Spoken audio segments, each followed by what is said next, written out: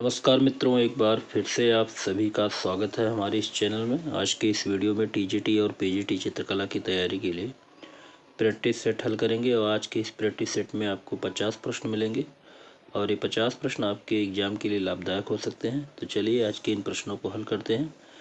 उम्मीद है आज का वीडियो आपको अच्छा लगेगा। अगर आपको वीडियो अच्छा लगता है तो वीडियो को लाइक कर दिया करें और शेयर कर दें अधिक से अधिक लोग को। चैनल पर नए हो तो चैनल को सब्सक्राइब कर लीजिए। तो सबसे पहला प्रश्न है, यहाँ पे पूछा गया है, जीवन चक्र कुंती आर्कड़ शिव और नंदी किसके प्रसिद्ध चित्र हैं? जीवन चक्र कुंती आर्कड़ शिव और नंदी ये किसके प्रसिद्ध चित्र हैं? तो सही जवाब होगा ऑप्शन सी, शारदा चरण वकील। ये चित्र किसके हैं? शारदा चरण वकील के हैं। जीवन चक्र कुंती आर्कड़ शिव और नंदी। चलिए अगला प्रश्न देखते हैं। प्रश्न नंबर 2, किस काल में प्रसिद्ध शिलाकट मूर्ति शिल्प गंगा अवतरण निर्मित हुई है?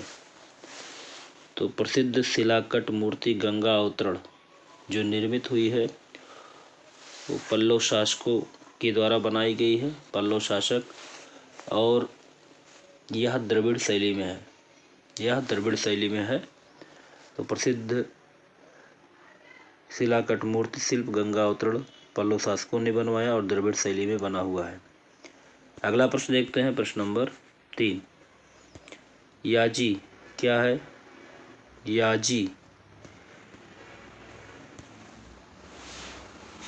तो सही जवाब होगा ऑप्शन डी, आधारभूत मंदिर में पौराणिक गाथाओं से संबंधित जानवर। तो याजी शब्द भारतीय मंदिर में देवी देवताओं से संबंधित जो जानवर या पशु बनाए जाते हैं उन्हीं को याजी कहा जाता है। अगला प्रश्न देखते हैं। प्रश्न नंबर 4, चांवरधारणी यक्षिणी की मूर्ति कहाँ से प्राप्त हुई है? चांवरधारणी यक्षी की मूर्ति कहाँ से प्राप्त हुई है? तो सही जवाब होगा ऑप्शन सी, दीदारगंज पटना में। तो मौर्ययुगीन चमकदार पत्थर वाली दीदारगंज से प्राप्त बलुए पत्थर की आदमकद चांवर धारणी यक्षी की प्रतिमा प्राप्त हुई है दीदारगंज पटना में। चलिए अगला प्रश्न देखते हैं। प्रश्न नंबर 5, राजा अनिरुद्ध सिंह हाड़ा नामक प्रसिद्ध चित्रकार कौन है?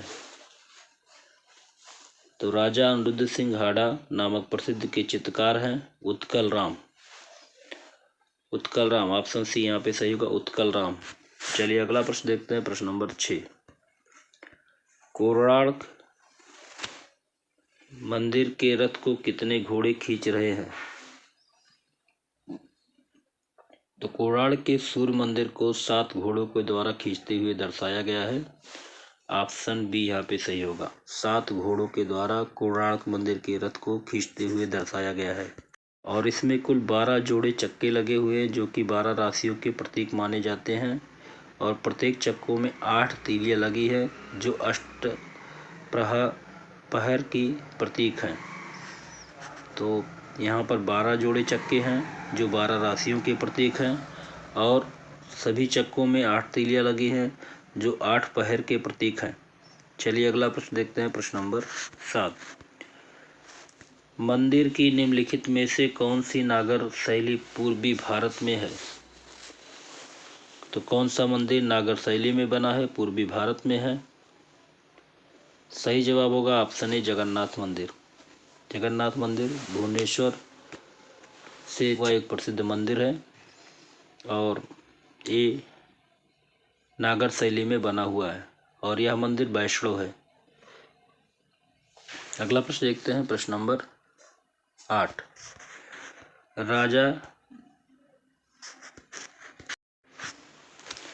राजा गांडा से कौन सा मंदिर संबंधित है?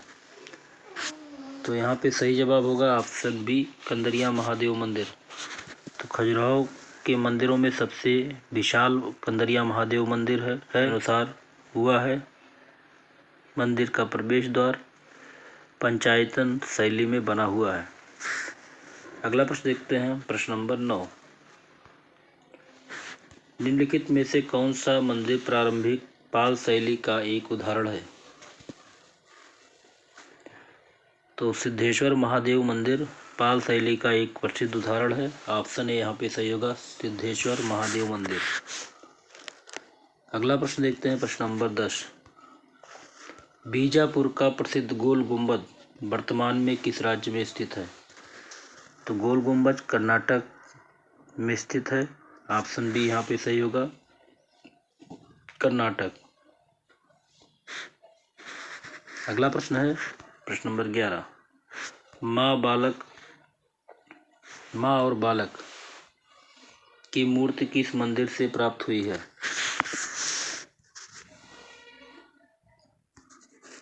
सही जवाब होगा ऑप्शन बी, बिमल शाह मंदिर।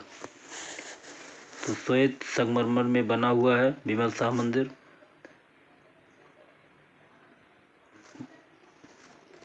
और ये मंदिर देलवाड़ा, माउंट आबू, राजस्थान का सबसे पुराना मंदिर है।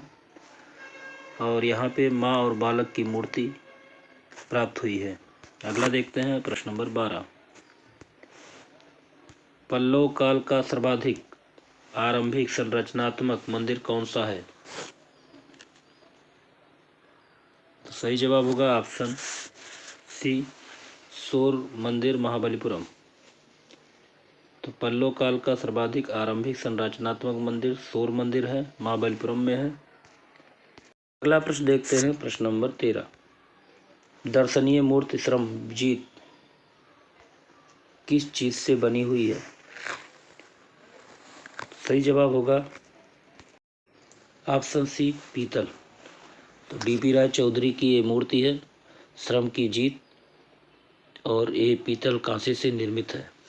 अगला प्रश्न देखते हैं, प्रश्न नंबर 14। भारत में सार्वजनिक आधुनिकतावादी मूर्ति कला किसकी है? तो भारत में पहली सार्वजनिक आधुनिकतावादी मूर्ति संथाल परिवार की है। ऑप्शन डी यहाँ पे सही होगा। और इसको बनाया है राम किंकर बैज ने। और राम किंकर बैज का जन्म 25 मई 1906 बंगाल के वाकुरा क्षेत्र में हुआ था।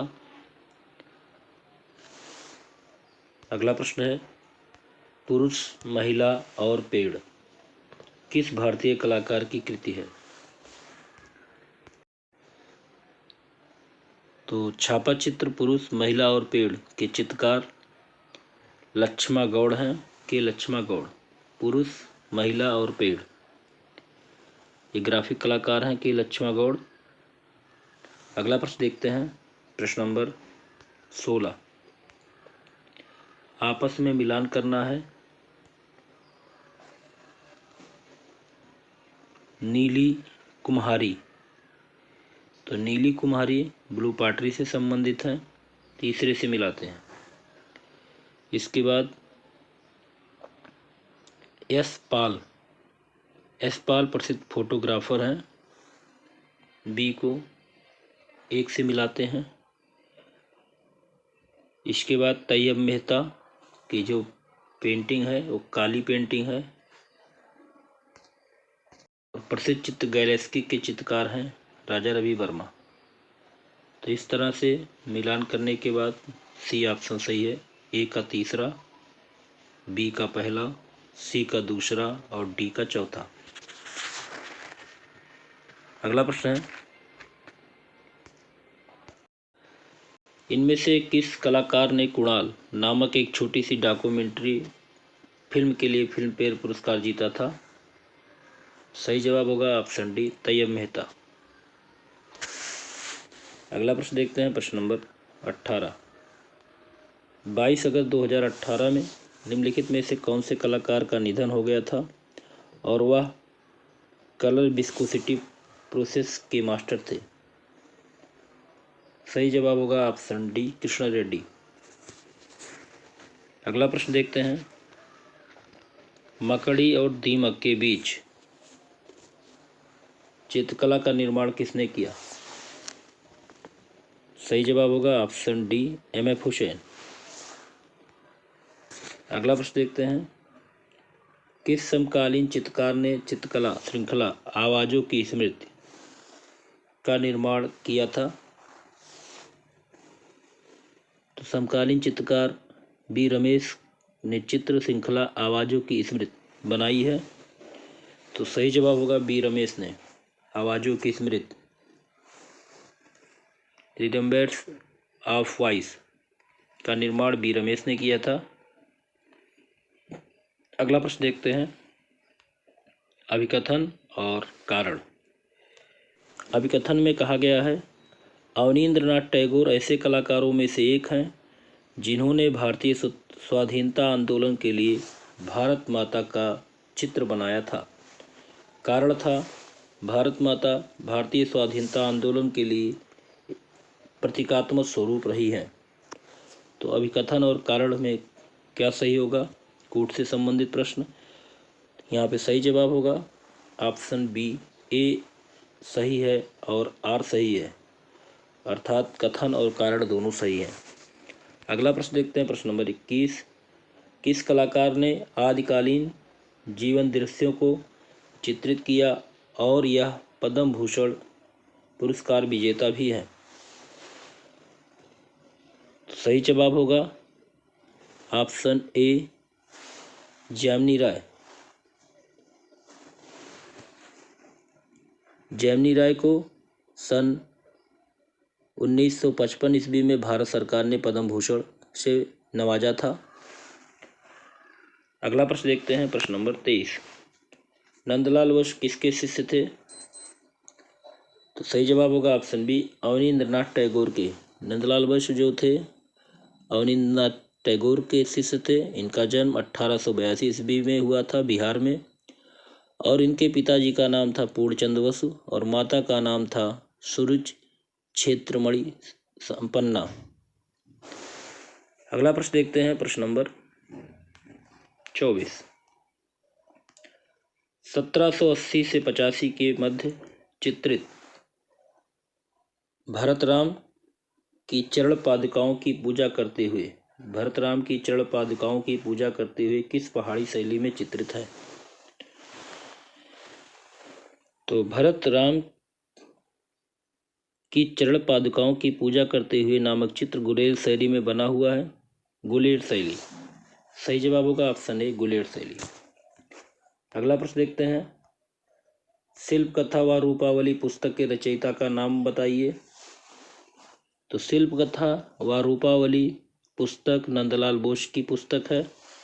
ऑप्शन बी यहाँ पे सही होगा। अगला प्रश्न है, कालीघाट पटचित्र द्वारा प्रेरित कलाकार का नाम बताइए। तो कालीघाट शैली से प्रेरित कलाकार जो थे वो यामिनी राय थे। ऑप्शन डी यहाँ पे सही होगा यामिनी राय। अगला प्रश्न देखते हैं, प्रश्न नंबर 27। संथाल परिवार किस चित्रकार की चित्रकृति है? संथाल परिवार। तो सही जवाब यहाँ पे होगा ऑप्शन बी यामिनी राय। संथाल परिवार चित्र यामिनी राय ने बनाया था। ऑप्शन बी यहाँ पे सही होगा। अगला प्रश्न देखते हैं, हिंदू एवं बुद्ध के मिथक पुस्तक किसने लिखी थी? सही जवाब होगा option D sister Nivedita. Hindu एवं बुद्ध के मिथक पुस्तक के लेखक सिस्टर निवेदिता हैं। अगला प्रश्न देखते हैं, प्रश्न नंबर 29। किस पश्चिमी कला आंदोलन ने राजा रवि वर्मा को अपनी कृतियां रचने के लिए प्रेरित किया? तो सही जवाब होगा ऑप्शन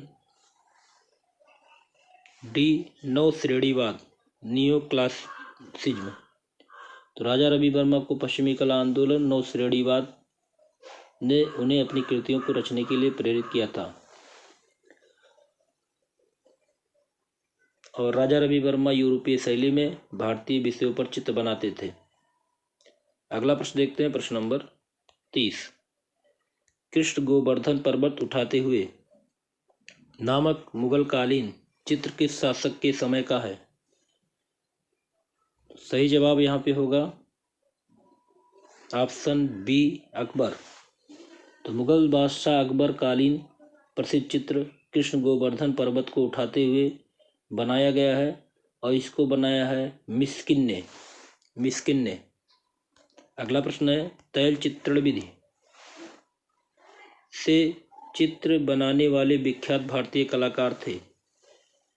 तो तैल चित्रण विधि से चित्र बनाने वाले भारतीय कलाकार राजा रवि वर्मा थे। ऑप्शन बी यहाँ पे सही होगा।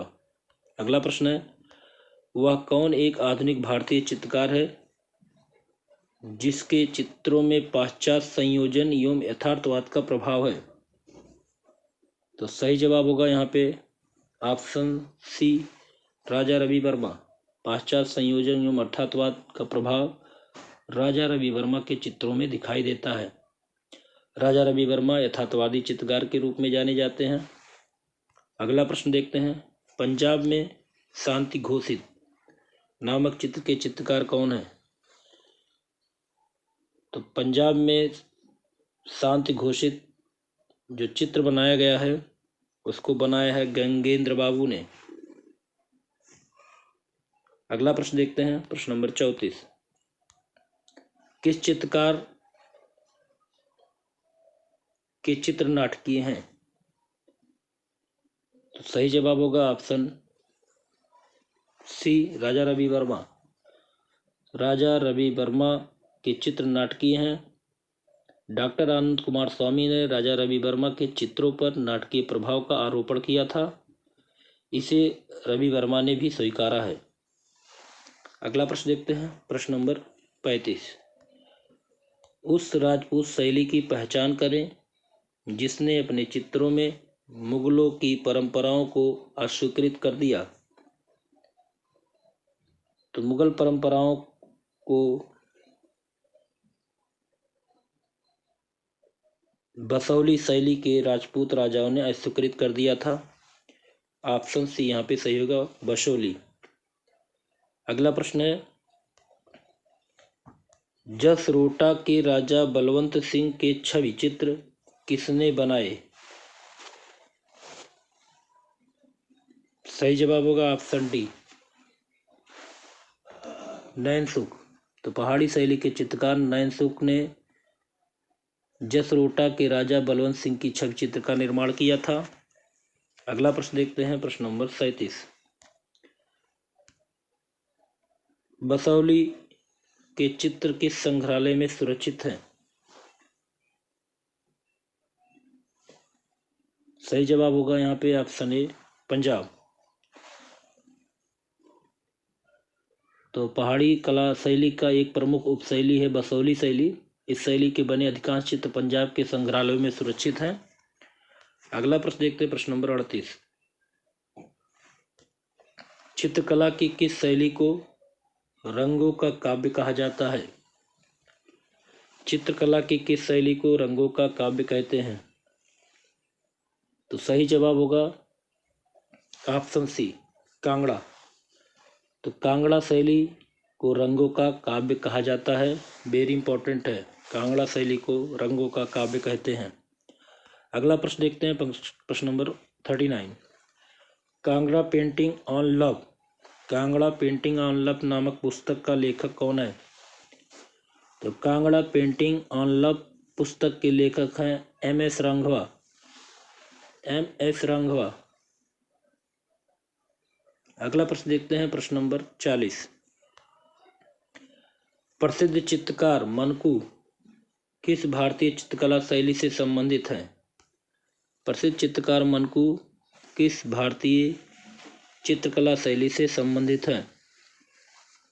तो यहाँ पे सही जवाब होगा ऑप्शन सी, कांगड़ा। तो प्रसिद्ध चित्रकार मनकू कांगड़ा शैली से संबंधित है। और यहीं पर और कुछ चित्रकार हैं, सुशाला, कुशनलाल, फत्तू, बसिया, परखू, दोखू, ये सब कांगड़ा शैली के प्रमुख चित्रकार में आते हैं।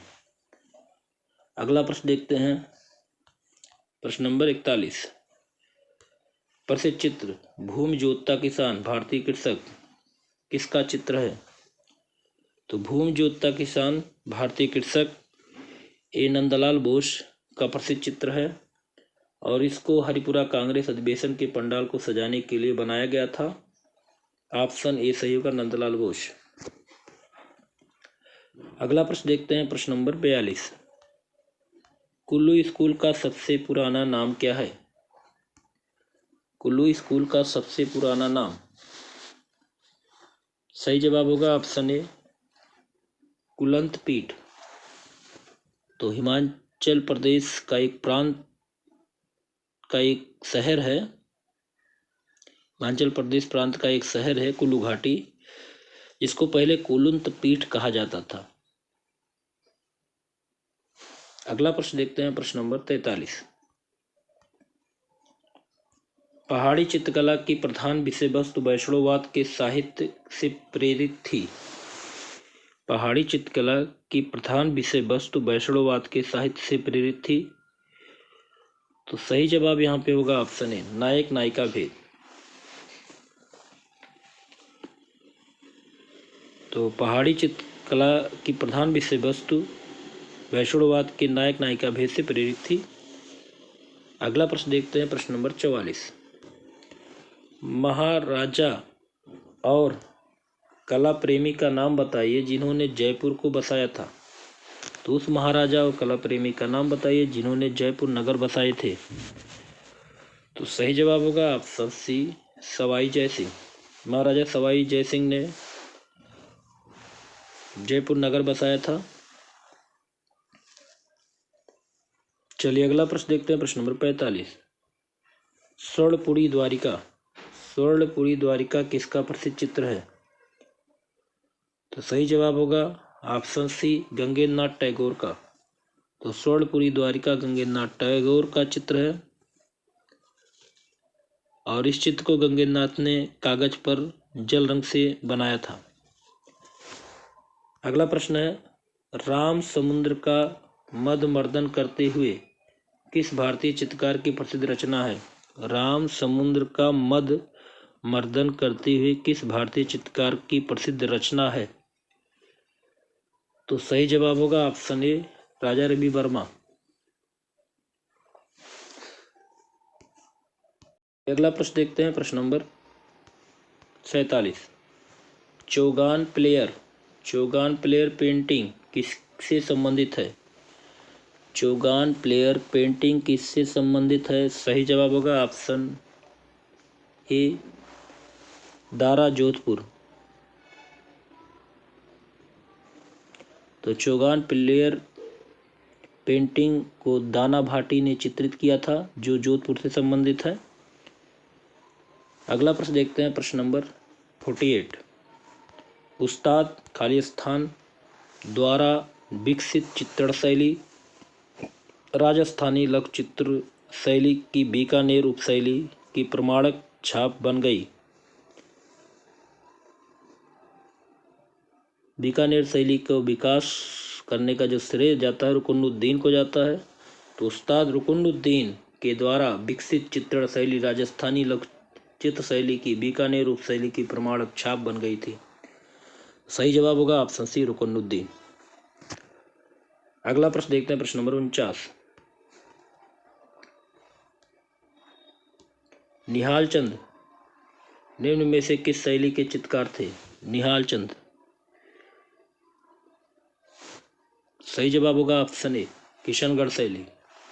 तो राजस्थानी कला शैली की प्रसिद्ध उपशैली किशनगढ़ शैली है,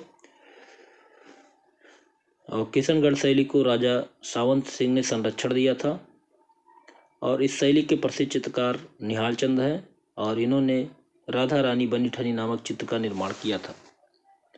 अगला प्रश्न और इस वीडियो का लास्ट प्रश्न है, किशनगढ़ पेंटिंग पुस्तक के लेखक कौन है? किशनगढ़ पेंटिंग पुस्तक के लेखक कौन है? सही जवाब होगा ऑप्शन बी एरिक डिकिंसन। तो किशनगढ़ पेंटिंग पुस्तक के लेखक एरिक डिकिंसन है। तो यहाँ पे आपके 50 प्रश्न पूरे होते हैं। उम्मीद है आज का ये वीडियो आपको अच्छा लगा होगा, और अगर वीडियो आपको अच्छा लगता है तो मित्रों वीडियो को लाइक और शेयर जरूर किया करें, और चैनल पर हो तो अनिवार्य रूप से इसको सब्सक्राइब कर लीजिए। अगले वीडियो में फिर मिलते हैं।